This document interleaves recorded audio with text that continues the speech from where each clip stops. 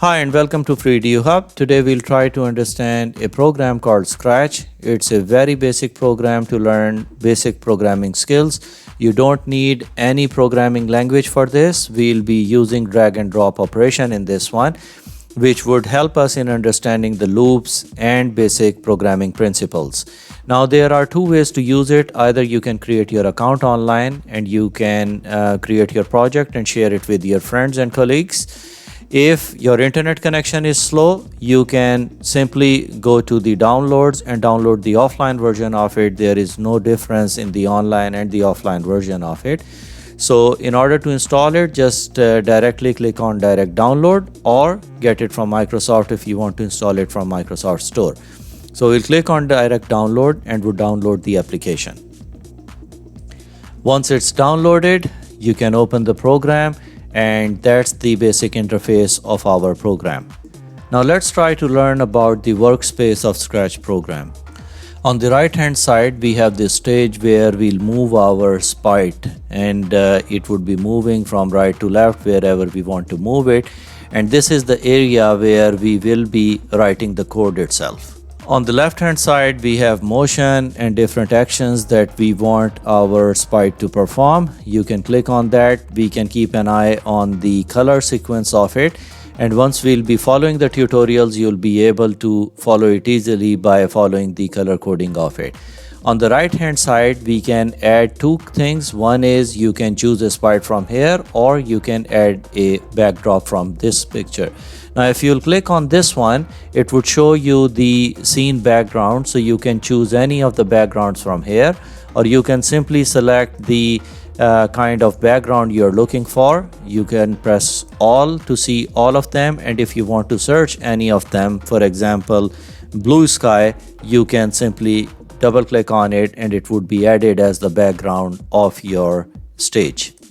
Likewise, if you'll click on this sprite, you'll have an option where you can choose different sprites from here.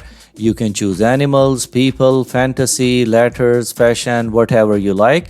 If you'll press OK, you'll see all of the sprites over here, and you can search it from by typing Abby as well, so you'll be able to see a character moving on your right hand side. Now if we'll see our sprite over here, you can keep an eye on the x-axis and y-axis, so that's actually explaining the actual position of your sprite on the screen. So you can either directly enter the location of it yourself, or you can move it and you can check the x and y dimensions of it is changing. Same goes over here. You can see that it is changing the direction of it itself. If you want to increase the size of your sprite, you can simply enter a figure over here, for example 200. It would increase the size of it, and if you want to decrease it to 150, you can do it by entering the figure in the size window. If you want to change the direction of your sprite, you can simply select the angle from here, and it would move the sprite in the direction where you want it to move.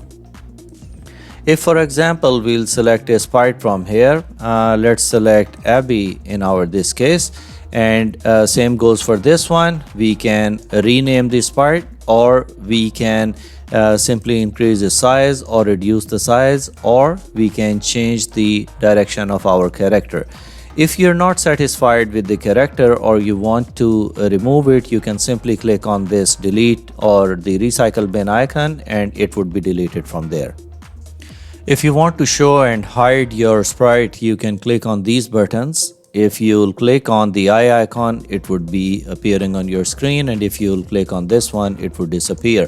Further on your right hand side, you have stage and rest of the other things. If you want to program, or you want to program something from these operators on your left hand side, you'll click on it and then you'll drag and drop the characters, whatever you want to do. If you want to remove that kind of movement or that kind of effect, you can simply click on it and delete. And now let's try to understand these tabs which are appearing, called code, backdrop, and sounds. If you click on code, this is the actual programming that you will be doing on your sprite, like how it would move and all those different characters. This area is also called the code block, where we can define different characteristics for each of these controls, sensing, looks, and motion, etc.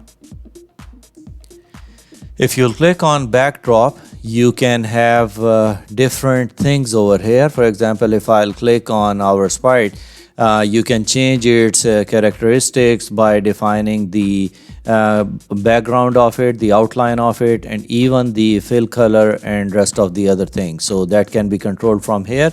If you want to copy the sprite, you can click on it. If you want to flip it horizontally, you can click on this one. And if you want to flip it vertically, you can click on these buttons.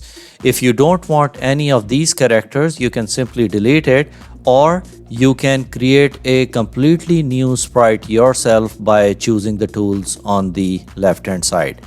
Now if we want to add any sounds to our sprite in a motion character in any games or anything, you'll click on sound, and you can change the characteristics of it by increasing the speed of it, slowing down the speed, and modifying the sound which is available in the software itself. If you'll click on this icon, you can change the language of the program itself. If you'll go to file, you have an option to create a new or save it to your computer, or load any of the previous project that you have worked on the computer.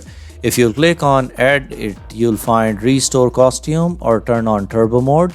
And then if you'll click on tutorials, you'll find lots of interesting tutorials which you can follow and learn the program yourself. Now let's try to follow a small tutorial on learning how can we use this software. So for that, we'll click on tutorials, and let's get started from here. Now if you'll press this next button, it would guide us what to do and exactly what we are going to select from the list. So once we'll press next, it's saying that if you have your sprite, you can move 10 steps. So you'll have to match the color coding since it's in blue color. So we'll click on blue, and then we'll select this move 10 steps and drag and drop it in the middle of the screen. Now you can change these steps from here, or you want to add more characters, you can simply add more coding to it. For example, if I want to move my sprite for 20 steps, I'll simply type in 20 over here. Now we'll press next. In the next step, it's saying say hello for 2 seconds. So we'll go to the purple one, as it's saying say hello, and or select say hello for 2 seconds, and then you can attach it over here. You can again rename it, or you can change the number of seconds here as well. Then press next. It's saying that now you can click a control on it, that when this button is clicked, say hello. So we'll do the same thing. We'll go to the color coding, we'll go to the orange, and then we'll select it from here. We'll go up, we'll find when clicked, we'll click on it and attach it up here. Then we'll go to next, and it's saying that it's complete. Now we can try it. We can simply click on this go button, and it moved for 20 steps, and then it said hello. If you want it to move more steps than what it's doing at the moment, 20 steps, we'll move it 200, and then we'll click on this button, so it would move more steps. So that's a very basic tutorial how we can use the Scratch software.